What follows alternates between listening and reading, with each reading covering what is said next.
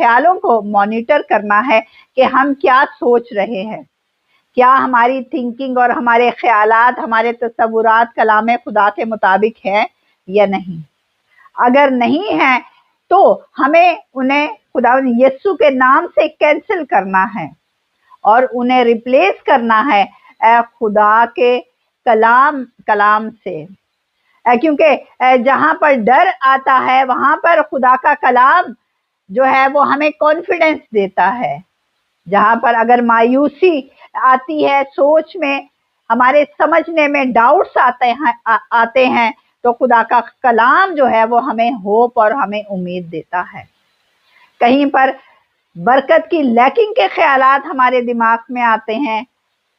लेकिन खुदा का कलाम हमें कसरत की बरकत के प्रोमिसेस जो है वो देता है। इसलिए हमें अपनी जिंदगी की जंगों में घबराना नहीं है, हमें मायूस नहीं होना, क्योंकि ये लड़ाइयाँ हमारी नहीं हैं बल्कि हमारे